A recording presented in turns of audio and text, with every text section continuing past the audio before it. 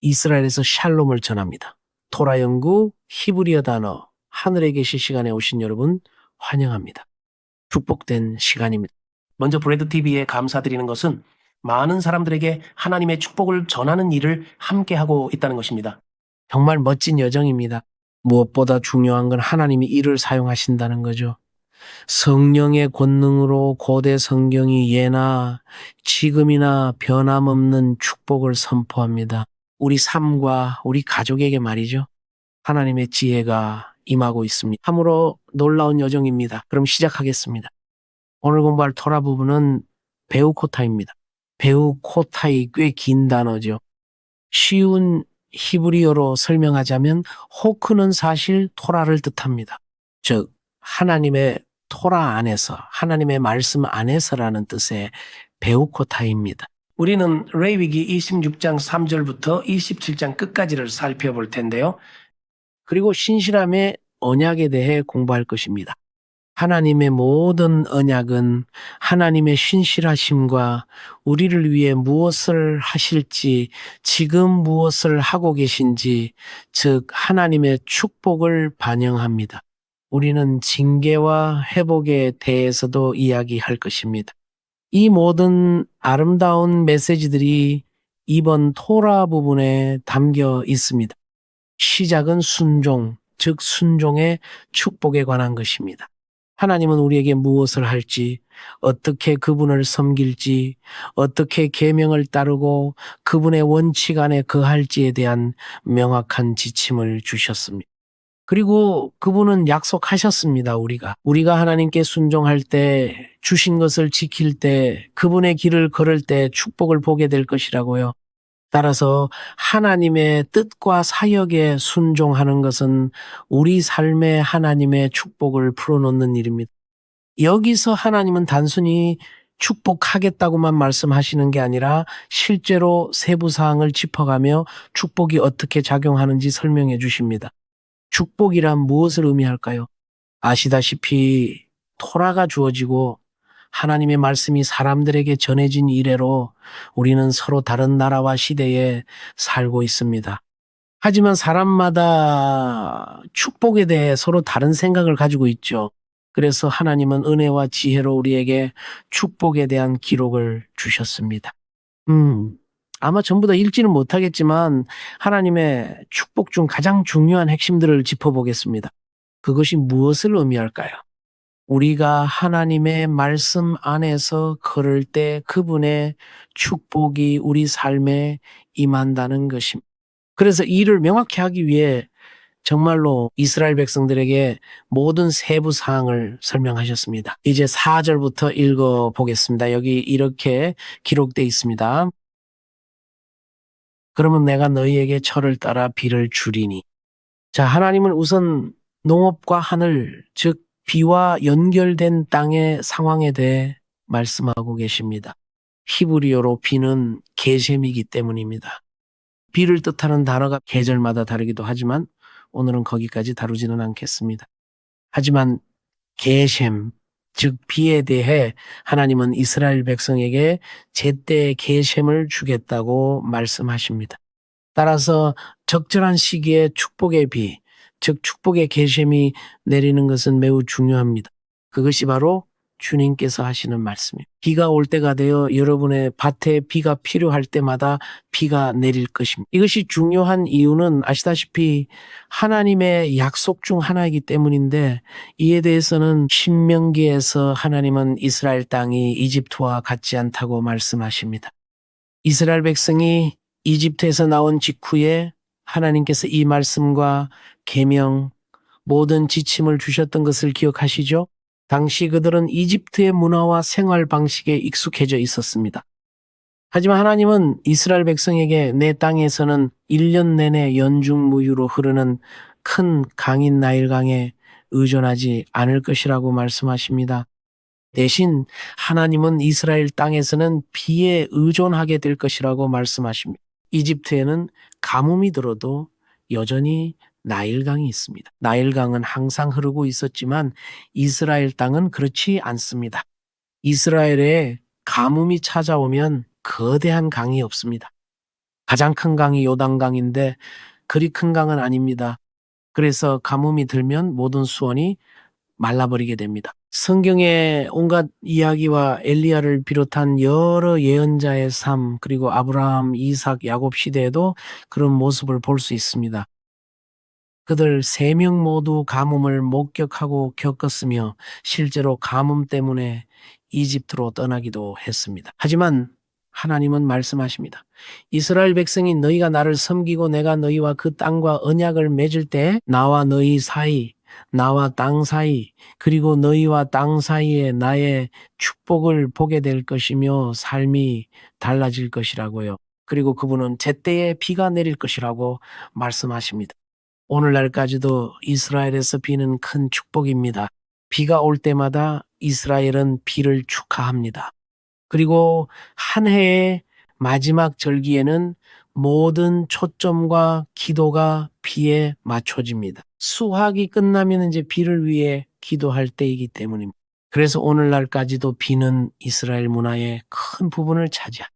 아시는 분들도 있겠지만 이스라엘은 바닷물을 담수화하는 법을 배웠습니다. 아니면 바닷물을 마실 수 있게 만들고 실제로 갈릴리 호수를 담수화된 물로 어떻게 채울 것인가 하는 문제 말입니다. 그리고 그것이 오늘날 일어나고 있는 일입니다. 하지만 여전히 비만한 것은 없습니다. 엄청난 양의 물이 쏟아지기 때문이죠. 그저 하늘에서 내려오는 것이죠. 히브리어로 하늘은 샤마임입니다. 참 아름다운 단어죠. 그렇죠. 그래서 하나님은 제때에 비가 올 것이라고 말씀하십니다. 그것이 우리의 기도입니다. 그런데 이 성경 구절을 우리 삶에 대한 영적인 이해로도 받아들일 수 있다는 것을 압니다. 여러분, 비가 무엇입니까? 그것은 실제로 공급과 연결되어 있고 하늘로부터 오는 축복과 연결된 물입니다. 그리고 우리는 영적인 비를 위해 기도합니다. 우리의 영혼이나 하나님과의 동행, 우리 삶의 계절이 때때로 메마를 수 있기 때문입니다. 그래서 우리는 하늘로부터 오는 비나 성령의 비가 필요합니다. 우리는 이러한 생기가 필요합니다. 우리는 하늘로부터 우리 삶에 부어지는 신선한 몫이 필요합니다. 하지만 또한 제때에 온다고 되어 있습니다. 비가 오는 계절이 있고 비가 필요하지 않은 계절이 있는 법입니다. 모든 것이 계속 자라나서 우리 수고의 열매를 맺는 시기 말입니다. 주님을 찬양합니다. 하지만 다시 이스라엘 땅으로 돌아가 봅시다. 이스라엘 땅은 비가 없으면 사막이 되어버립니다. 역사적으로 나중에 그런 일이 일어났습니다. 오랫동안 비가 오지 않았을 때 이스라엘이 하나님의 계명을 따르지 않아 이스라엘 땅에 심판이 임했을 때 꽃이 피고 번영하던 땅은 사막이 되었습니다. 그리고 이스라엘의 회복과 함께 사람들이 이스라엘 땅으로 돌아오기 시작했을 때 많은 다큐멘터리가 제작되었고 많은 사람이 다큐멘터리를 만들고 땅이 어떤 모습인지 묘사했습니다. 이스라엘 땅은 메마르고 사막이 되었으며 황폐해졌습니다. 아무도 이곳에 살고 싶어 하지 않았죠. 반대로 축복이 돌아왔을 때 이스라엘 땅은 번영하고 영광스러우며 경이롭고 푸르게 변했습니다. 따라서 우리는 하나님의 계명을 따르는 것과 하늘에서 내려오는 축복 사이에 연결고리를 봅니다. 그리고 똑같은 축복이 우리 삶에도 찾아옵니다. 우리가 그분의 말씀 위에 서서 하나님의 말씀을 선포하고 하나님의 말씀을 믿으며 그분의 뜻 안에서 행할 때 우리는 똑같은 원리가 우리 삶에, 저와 여러분의 삶에 작용하는 것을 보게 될 것입니다. 그럼 계속해서 읽어봅시다. 자, 비는 적절한 시기에 올 것입니다. 그러고 나서 땅은 그 소산물을, 나무는 그 열매를 맺을 것이라고 되어 있습니다. 보시다시피 땅은 소산을 낼 것입니다. 수확을 거두겠지만 나무들도 열매를 맺을 것입니다. 수확은 풍성하고 아주 넉넉할 것입니다. 풍성함 속에서 우리는 하나님의 모든 축복을 보게 될 것입니다. 그래서 하나님은 들판과 열린 하늘, 비, 그리고 들판과 나무들에 대해 말씀하고 계십니다. 축복이 다가오고 있습니다. 그렇게 시편은 우리에게 가르치며 말해줍니다. 당신은 마치 시냇가에 심은 나무와 같을 것이라고요. 당신은 번성할 것이고 축복을 받을 것입니다. 그것이 바로 우리 삶의 모습입니다. 우리가 주님과 동행하며 그분의 계명을 따를 때 우리는 그분의 선하심과 축복을 계속해서 보게 될 것입니다. 여러 계절이 있고 그 사이에 시간들도 있겠지만 하나님은 신실하시며 당신을 신실하게 축복하고 계시고 앞으로도 계속 축복하며 우리에게 영생을 주실 것입니다. 따라서 우리는 여기서 구약의 원리와 신약 시대의 우리 삶 사이에 연결고리를 보게 됩니다. 주님을 찬양합니다. 5절입니다. 추수에 대해 말하고 있고 거기엔 당신의 타작이 포도 수확 때까지 계속될 것이라고 되어 있습니다. 그리고 포도 수확은 파종 때까지 계속될 것입니다. 놀라운 일이지만 이것은 우리가 추수로 바쁠 것임을 정말로 말해줍니다. 한 종류의 추수에서 또 다른 종류의 추수로 말이죠. 그런데 우리는 놀라운 고고학적 발견을 했습니다. 게제르라는 도시에서요. 게제르는 제가 사는 도시에서 30분 거리에 있어서 종종 방문객들을 데리고 게제르에 갑니다. 그곳엔 아름다운 유적들이 있습니다. 가나안 도시들 사이에 여전히 서 있는 언약의 기둥들, 큰 제단, 사실 바알의 제단이죠. 그리고 많은 훌륭한 것들이 있습니다. 그 후 도시의 파괴와 솔로몬 왕이 도시를 재건했다라는 증거들, 아름다운 이야기들이죠. 하지만 솔로몬이 재건한 세 도시 중 하나인 게제르에서 발견된 것 중에는 그가 성전을 지었을 때 말이죠. 실제로 이스라엘 농부들이 어떻게 살았는지에 대한 농경 생활의 묘사가 발견되었다고 합니다. 그리고 사실 그것은 여기에 쓰여 있는 것과 정확히 일치합니다. 우리는 축복의 흔적을 따라갈 수 있습니다. 물리적인 증거가 있습니다. 그것이 어떻게 작용했는지 말이죠. 실제로 누군가가 고대 히브리어로 고대 점토판의 순서에 대해 묘사해 놓았는데 들판의 추수에 대해 말하고 들판의 추수 직후에 보리와 밀 같은 다른 종류의 들판 추수가 이어지고 그 다음엔 나무와 과일이 이어진다고 되어 있습니다. 나무들, 나무에 열린 견과류들, 그리고 실제로 그 묘사를 연구해 보세요. 여기에 기록된 내용을 그대로 볼 수 있습니다. 타작에 대해 말하고 그 다음엔 포도 수확, 그리고 파종에 대해 말하죠. 그리고 곡식 베는 자가 씨 뿌리는 자를 만날 것이라는 하나님의 약속이 있습니다. 그러니 끊임없는 축복이 될 것입니다. 번영하던 시절에 이스라엘 백성들은 항상 들판에서 수확하느라 바빴습니다. 나무들, 이런저런 종류의 나무들과 다양한 들판에서 말이죠. 정말 놀랍지만 그것이 옳다는 게 실제로 증명되었습니다. 하나님이 약속하신 것을 이스라엘 땅에서 보았고 지금도 보고 있습니다. 이스라엘이 회개하고 땅으로 돌아오며 하나님이 그 땅을 계속 회복시키시는 시대에 살고 있기 때문입니다. 우리는 번영을 봅니다. 이스라엘이 들판과 나무에서 수확하는 것을 봅니다. 이스라엘의 모든 농업은 우리에게 필요한 것보다 혹은 이스라엘에 사는 사람들보다 훨씬 더 많은 사람을 먹여 살릴 수 있습니다.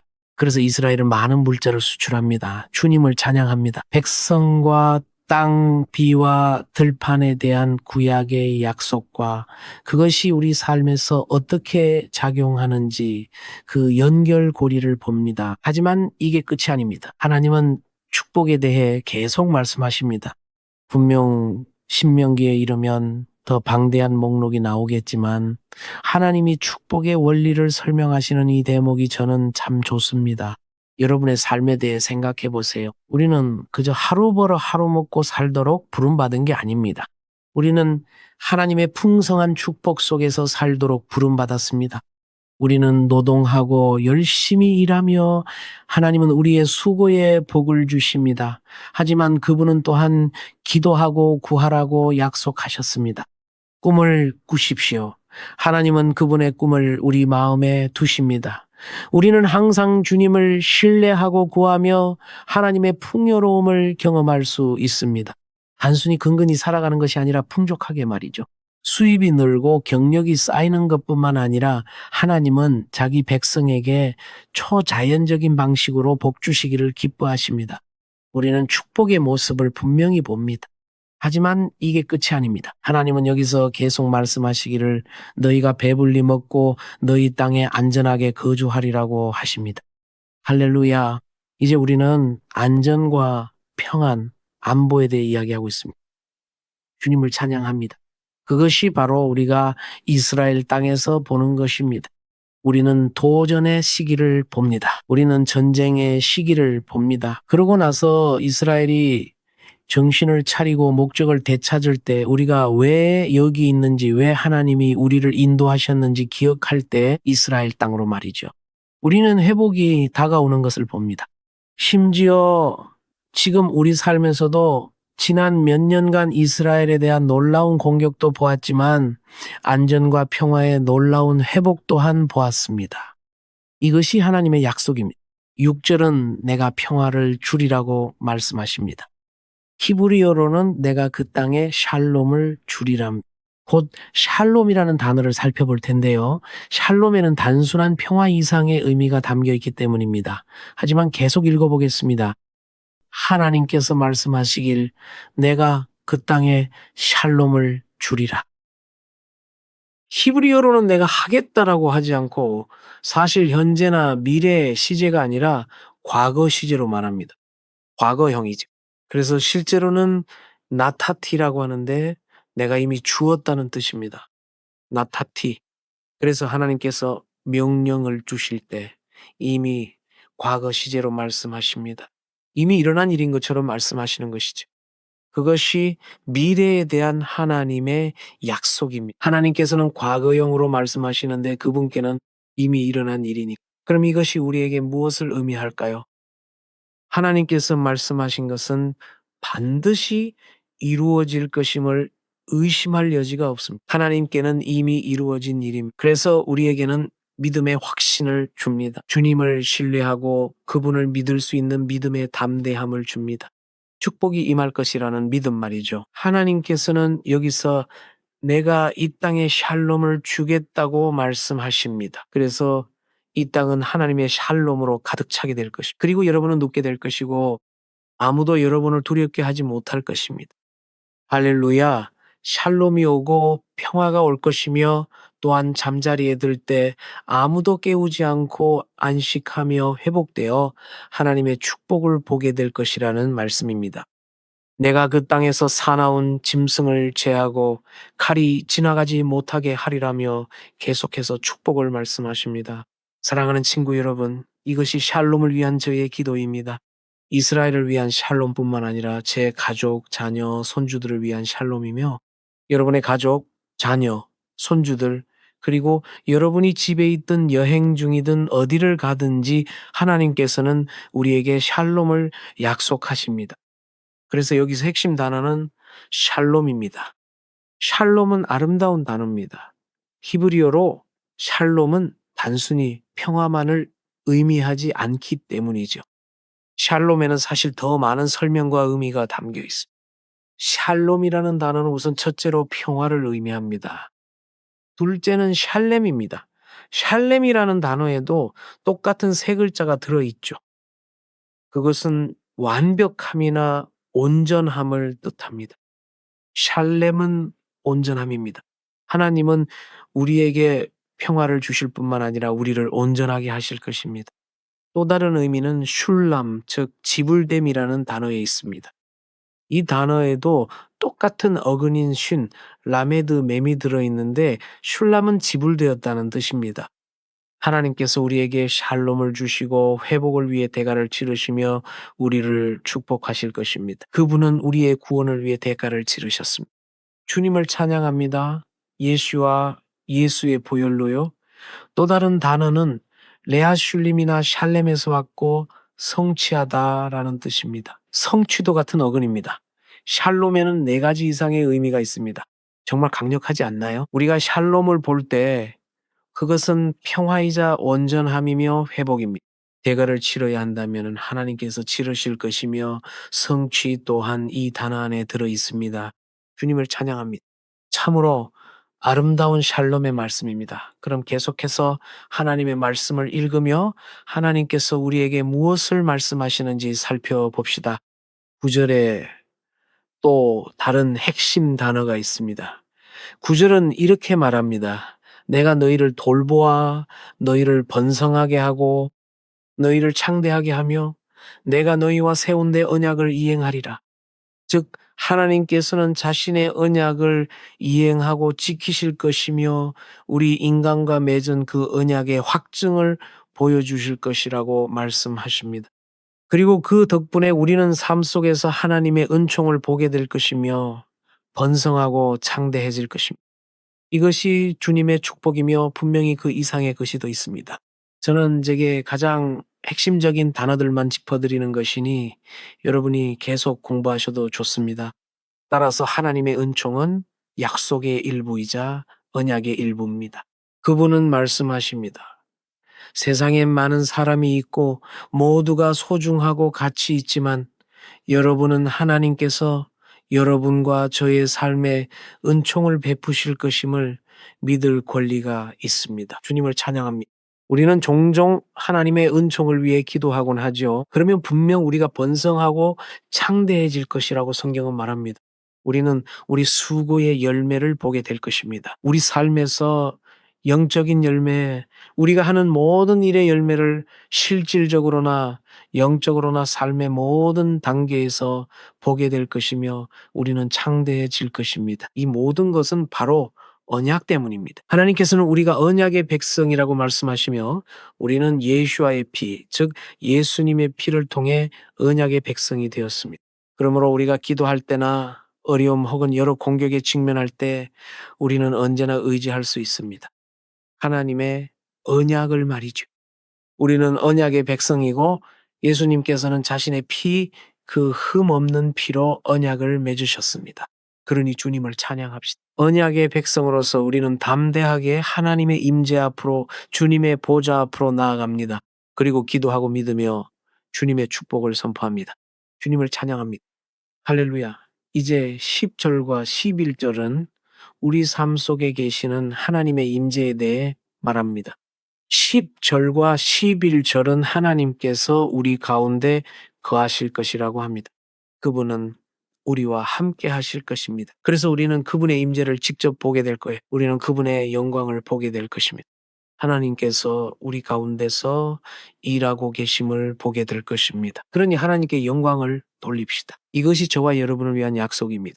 오늘날에도 그분은 성령의 능력으로 우리와 함께 그리고 우리 안에 거하십니다. 우리는 그분의 임재와 그분의 역사를 계속 보게 될 것이며 모든 축복은 그분의 임재와 언약으로부터 흘러나옵니다. 주님을 찬양합니다. 11절은 내가 내 성막을 너희 사이에 세우리니라고 말합니다. 그것이 바로 그 의미입니다. 하나님이 우리와 함께 계신다라는 거죠. 내 마음이 너희를 싫어하지 아니할 것이며라고 하십니다. 히브리어로는 티갈이라고 하는데 혐오한다는 뜻이죠. 내가 너희를 혐오하지 않을 것이다.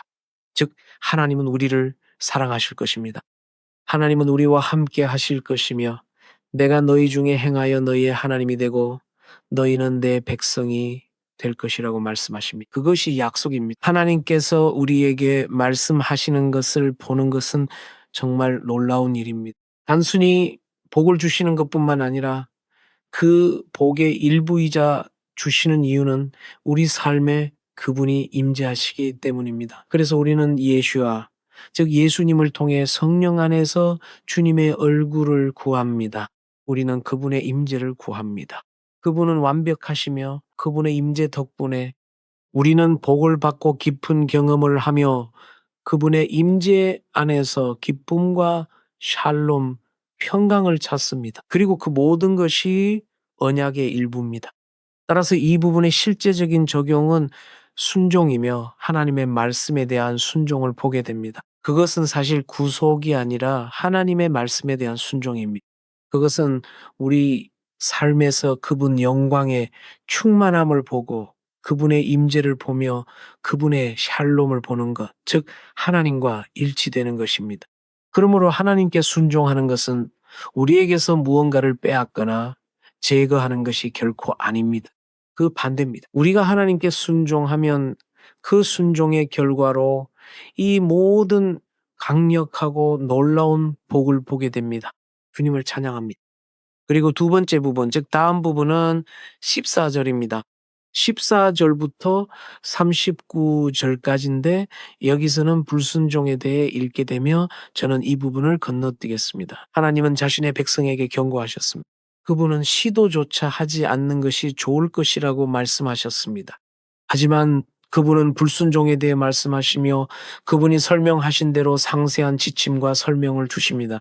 복에 대해서는 우리 밭에서 무엇을 보게 될지 말씀하셨죠. 마찬가지로 너희가 나에게 불순종하면 너희에게 어떤 일이 일어날지도 말씀하셨습니다. 이것이 제가 가장 좋아하는 부분은 아니라고 말씀드릴 수 있지만 기억하는 것은 매우 중요합니다. 불순종의 결과로 우리 삶의 문제들이 닥칠 것입니다. 불순종은 하나님의 복을 멀어지게 합니다. 우리가 불순종할 때 우리는 복에서 멀어지고 밖으로 걸어 나가는 것입니다. 보호와 기쁨, 샬롬으로부터 말이죠. 우리는 그저 밖으로 나가 우리 자신의 길로 세상의 길로 걷는 것입니다. 하나님은 정말로 우리에게 지침을 주셨습니다. 우리는 그분의 기준을 지키는 것이 더 나을 것입니다. 우리는 그분을 따르는 것이 더 나을 것입니다. 그리고 우리는 비교조차 할 수 없습니다. 주님께 순종하는 것과 주님께 불순종하는 것 사이에는 정말 큰 차이가 있습니다. 그리고 그것은 성경의 큰 부분입니다. 순종 대 불순종, 축복 대 저주, 예수님의 빛, 하나님의 빛 안에서 걷는 것, 아니면 빛 밖으로 나가 어둠 속에서 일하는 것 말이죠. 그것은 아주 큰 차이입니다. 그래서 이 모든 묘사를 통해 하나님은 자신의 백성에게 경고하고 계십니다. 순종 안에 머물러라. 축복 안에 머물러라. 밖으로 나갈 필요도 없고 떠날 필요도 없다고요. 그리고 그것이 다음 부분입니다. 그리고 나서 우리는 40절에서 46절로 넘어가는데 그 부분은 제가 정말 좋아하는 부분입니다. 하나님께서는 이 모든 가혹한 삶의 기간 혹은 대를 이은 불순종 이후에 이스라엘 백성들에게 말씀하고 계십니다. 왜냐하면 그분은 이스라엘 백성들에게 너희가 재앙을 보게 될 것이고 불순종하게 될 것이며 그 때문에 그 땅으로 보내져 전쟁을 보고 유혈 사태를 보며 우리가 실제로 저주라고 부르는 온갖 고난을 겪게 될 것이라고 말씀하셨기 때문입니다. 하지만 그 후에 그분은 아름다운 것, 아주 아름다운 것을 말씀하십니다. 40절에 보면 그러나 만일 그들이 자기의 죄악을 자복하면이라고 되어 있습니다. 그러면 우리는 회복이 시작되는 것을 보게 됩니다. 그들이 자기의 죄악을 자복할 때 혹은 자복한다면 말이죠. 히브리어로 히트바두라고 합니다. 히트바두는 자복, 즉 실패와 잘못을 인정하며 큰 소리로 말하는 것입니다. 그래서 네가 자복하고 인정하며 큰 소리로 말하면 그것이 히트바두라고 하십니다. 여러분이 그렇게 할 때 변화가 시작될 것입니다. 일어나고 회복이 일어나기 시작할 것입니다. 그러니 주님의 은혜를 찬양하십시오. 그분은 불순종의 결과에 대해서만 말씀하시는 것이 아니라 회개할 길, 주님께로 돌아갈 길이 항상 있다는 것도 우리에게 말씀하고 계십니다. 그리고 사실 우리가 영어로 회개한다고 할 때 히브리어로는 두 단어로 말합니다. 그냥 회개란 한 단어가 아니라 실제로는 라크조로 베슈바입니다. 라크조로 베슈바는 대답을 하기 위해 돌아온다는 뜻입니다. 보시다시피 두 단어인데 대답을 하기 위해 돌아온다는 뜻이고 번역하면 세 단어가 될 수도 있겠네요. 그것이 바로 하나님의 말씀의 메시지입니다. 하나님은 우리가 단지 내가 틀렸다고 말하는 것뿐만 아니라 실제로 돌아오기를 원하시며 여러분이 넘어진 지점에서 여러분이 길을 잃은 지점에서 돌아오기를 원하십니다. 그리고 길을 잃었거나 잘못된 방향으로 갔던 곳에서 말이죠. 그러니 주님을 찬양하십시오. 세대를 통해서라도 항상 회복이 있고 항상 용서가 있으며 항상 돌아오라는 초대가 있습니다. 그것이 바로 우리 주님의 자비와 은혜입니다. 그리고 우리는 이 은혜가 예수와를 통해 예수님을 통해 우리 삶에서 어떻게 역사하는지 봅니다. 그분은 모든 일에 아버지께 순종하셨기 때문입니다. 아버지께서 그분에게 행하고 성취하라고 주신 모든 일에요. 그분은 순종하셨고 십자가에서 우리의 불순종을 짊어지셨습니다. 할렐루야. 그러니 여러분이 그 은혜에서 떨어져 나갈 때마다, 그 올바른 길에서 벗어날 때마다, 그분의 말씀과 계명 안에서 걷지 못할 때라도 여전히 하나님께로 향하는 열린 문과 초대가 우리에게 있습니다. 그리고 우리가 돌아와서 우리의 죄를 고백할 때 회복이 일어나게 될 것입니다. 42절은 말씀합니다. 그때에 내가 내 언약을 기억하리라. 그리고 그것이 핵심입니다. 내 언약을 기억하는 것 말이죠. 히브리어로 언약은 브릿입니다. 세 글자죠. 브릿. 영어로는 네 글자네요. BRIT. 브릿이 바로 언약입니다. 하나님은 내가 내 언약을 기억하리라고 말씀하십니다. 그런데 여기서 아주 흥미로운 점이 있습니다. 보통 하나님의 백성들인 아브라함, 이삭, 야곱, 그리고 그 모든 다음 세대들은 하나님을 우리 조상의 하나님이라고 말했습니다. 우리는 하나님을 여호와 또는 예호바라고 부릅니다. 또 우리가 말하는 분이 하나님임을 분명히 하려고 이스라엘의 하나님, 아브라함과 이삭과 야곱의 하나님이라고도 하죠. 하나님께서도 자신을 그렇게 부르셨습니다. 나는 아브라함과 이삭과 야곱의 하나님이다라고요. 하지만 여기서는 다른 순서를 보게 됩니다. 보십시오. 순서가 다릅니다. 여기 42절에 보면 내가 야곱과 맺은 내 언약을 기억하며라고 되어 있습니다. 이삭과 맺은 내 언약과 아브라함과 맺은 내 언약을 기억하리라고요. 내가 기억하리라. 그러니까 사실 하나님은 거꾸로 거슬러 올라가 야곱을 먼저 말씀하고 계신 겁니다.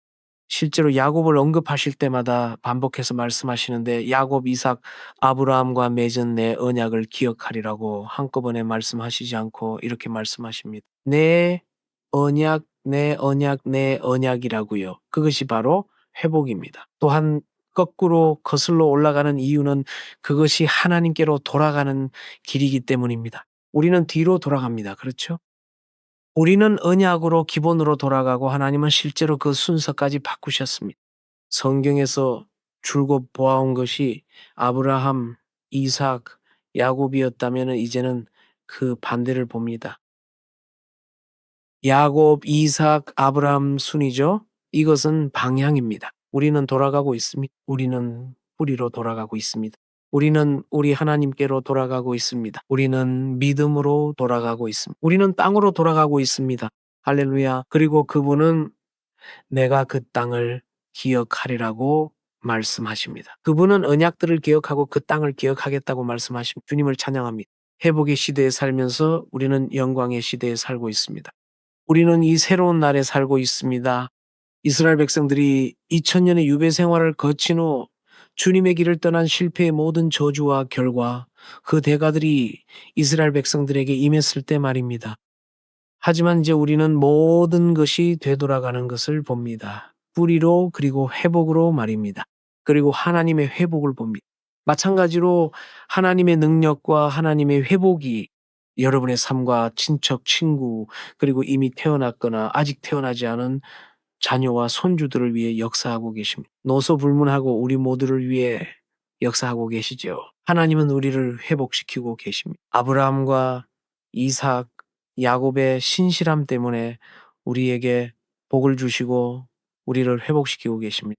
야곱과 이삭, 아브라함과 맺으신 신실함과 언약 덕분이죠. 주님을 찬양합니다. 이 부분의 실제적인 적용은 죄의 결과와 불순종의 대가가 분명히 있지만 우리 하나님께서 주시는 회복 또한 항상 있다는 것입니다. 할렐루야. 주님을 찬양합니다. 다음 부분은 헌신과 봉헌에 관한 내용으로 레위기 27장 1절에서 34절까지입니다. 여기서 하나님은 헌신에 대해 그리고 어떻게 행동해야 하는지 다양한 실천 방식에 대해 말씀하십니다. 하나님은 서원, 히브리어로는 네데르라고 하는 하나님과의 약속에 대해 말씀하고 계십니다. 우리가 하나님께 약속을 드릴 때 히브리어로는 내다림이라고 하죠. 우리가 주님께 서원하고 뭔가를 약속할 때 하나님은 그것을 지키라고 말씀하십니다. 그것은 중요합니다. 주님의 임재 안에서 말한 것이니까 주님 앞에서 말한 겁니다. 진심으로 하나님께 간구했거나 성령님 감동으로 한 약속이면 지키세요. 일상으로 돌아가면 약속한 것은 꼭 지키세요. 예수님께서는 예는 예, 아니오는 아니오라고 하셨습니다. 애매하게 말하지 말고 말씀을 지키세요. 여러분도 말에 신실해야 합니다. 하나님께서 말씀과 약속에 신실하시기 때문입니다. 또 11조를 밭에서 난 것과 가축 등 모든 것에 어떻게 드려야 하는지 설명하십니다. 이것은 우리 삶에 그리고 저와 제 가족의 삶에 아주 중요한 부분입니다. 이것이 저의 간증입니다. 저는 항상 제가 가진 것에서 11조를 드립니다. 저는 밭도 없고 나무도 없고 가축도 없지만 월급을 받고 때로는 축복을 경험합니다. 그리고 그것을 받았을 때 주님의 오래된 계명을 지키면 하나님의 복을 보게 됩니다. 이 성경적 지침을 따르는 여러분과 다른 모든 분들처럼 말입니다.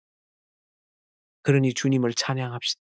레위기의 마지막을 장식하는 아름다운 2장입니다. 이 모든 것은 우리가 복을 받았음을 상기시켜 줍니다. 우리는 하나님께 복을 받았습니다. 우리가 주님께 순종하며 살 때 그분 나라의 모든 복을 보게 될 것입니다. 그러니 온 마음을 다해 주님을 계속 섬깁시다. 계속해서 기억합시다. 그분은 우리를 축복하십니다. 그분은 우리 삶 속에 거하십니다. 그분은 우리와 함께 걸으십니다. 그리고 예수님을 통해 우리는 주님의 모든 축복을 물려받습니다. 아멘. 이스라엘 땅에서 샬롬을 전합니다.